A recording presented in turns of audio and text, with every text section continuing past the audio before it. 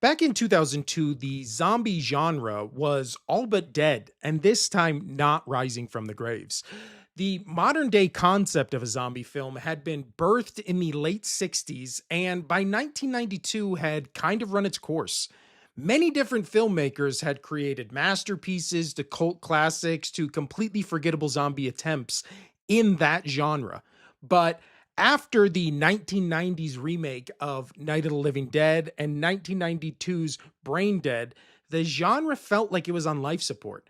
Sure, we got sequels like Return of the Living Dead 3 in 1993 and international zombie movies the next couple of years that followed that film, but as far as the mainstream was concerned, zombies had finally been laid to rest. And then in 2002, Danny Boyle, fresh off a TV movie that is really called Vacuuming Completely Nude in Paradise, looks great, teamed up with a novelist named Alex Garland, who had just written his first movie script, a zombie film about what the UK turns into 28 days after a zombie apocalypse. Now, 28 days later follows Jim, played by Cillian Murphy, as he wakes up in the hospital 28 days after a deadly virus called the Rage virus has decimated the UK. Pair this movie with the release of the Walking Dead comic a year later, and zombies were back in the mainstream.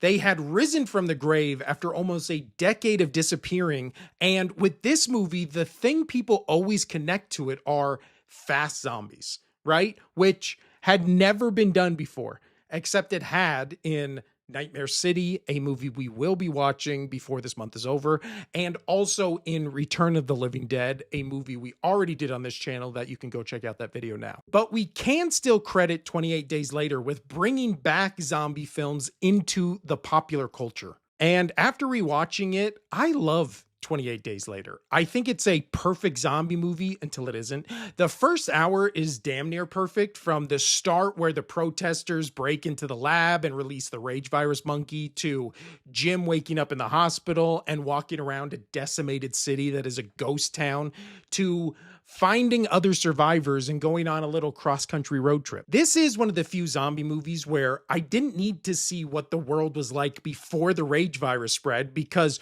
we, the audience, are thrown into the aftermath of what the rage virus did to the city as much as Jim is.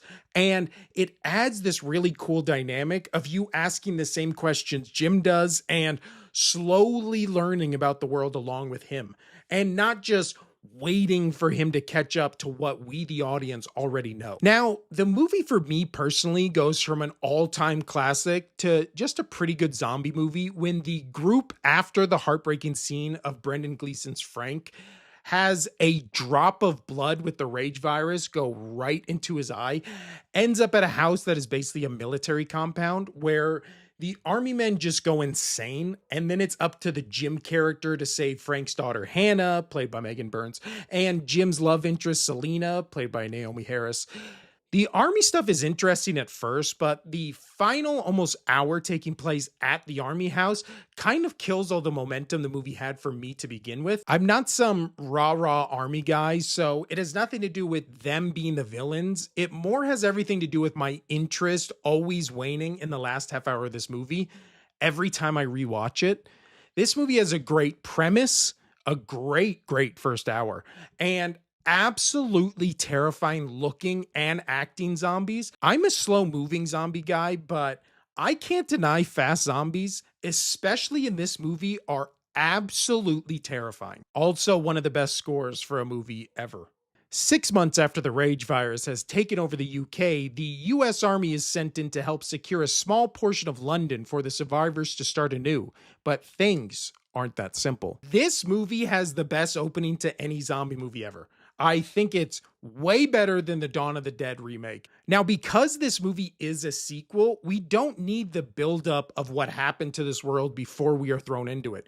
We already know the rage virus has decimated the UK, and there are a couple flashes of text at the beginning of this movie that tell us the last infected died 5 months ago. Now, London is rebuilding in a quarantine zone where the first two children allowed in the quarantine zone are reunited with their father, Don, played by Robert Carlyle, who We just saw in that great opening scene abandon his wife in a cottage to escape the infected. Why both their children were away from them and then somehow found him again, I have no idea, but also it's a movie. As the plot goes along, the two children sneak out of the quarantine zone and go back to their house where they find their mother also living there, which is shocking because she's supposed to be dead. And she kind of is. She isn't dead, but she's infected with the virus and is a carrier of the rage virus. So her husband, who abandoned her, just decides to go check on her. And for no reason at all, just starts violently making out with her while she's strapped to a gurney. Maybe violently wasn't the right word there, but he does get violent because he becomes infected with the rage virus from her spit and then brutally murders her. The children, now back in the quarantine zone, are saved by Rose Byrne, and then one of the kids gets locked into a parking garage or something where the army has just locked a group of the residents who live in this small part of London into a containment zone. And wouldn't you know it, there is just an unsecure door where the Don character, now infected, attacks everybody. Why would they have a door that just easily unlocks in the containment zone? We then see the group of people escape the containment zone. I mean, how do they do that? All the doors are unlocked. And run into an area where the snipers are picking off infected in a sea of screaming regular non-infected people. And then the army decides, oh, we're just going to start killing everyone. Because it's the rage virus, it's too out of control, we can't contain it. So everybody's got to die. The score, I always like music, especially in movies where it amplifies the moment. The score during this sequence is just a pulsating tone that really amps up the intensity and insanity of my pick for the best sequence of the entire movie outside of that opening. Hawkeye, aka Jeremy Renner, plays Doyle, a sniper with a heart of gold who doesn't want to shoot innocent people, so instead tries to save a group that contains the two kids and the Rose Byrne character, who is named Scarlet. They escape the city and try to find a path to safety with the help of Scarlet, Doyle, and then Doyle's friend who has a helicopter, also in the army. Honestly, 28 Weeks Later gets a lot of shit, but this movie is actually pretty good. It's got some really dumb stuff in it, and the leaps and bounds we go to get the rage virus into the isolated city is pretty convoluted, but overall it's a pretty solid movie. And the last 20 minutes are just pure zombie chaos with some brutal kills, deaths, and some pretty good moments. Almost 30 years after the rage virus, a group of survivors live on a small, isolated island. But when a boy named Spike takes his sick mother to the mainland to find a mysterious doctor, we see the horrors of the outside world.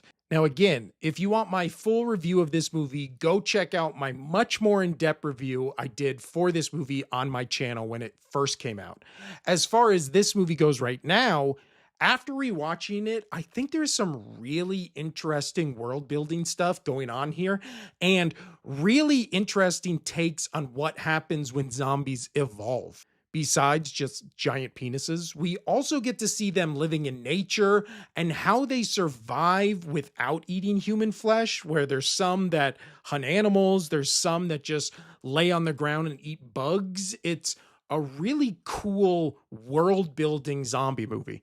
I also do really like how much more stylized this movie is compared to the other two. The sequence of Spike and his father running from an alpha as the sky behind them is illuminated in this really surreal way is an amazing visual and maybe the best shot and best sequence of the entire trilogy. When this movie sputters, even on a rewatch, the two saving graces of the movie are very clearly Dr. Kelso, played by Ralph Fiennes, and Edwin Riding, who plays Eric.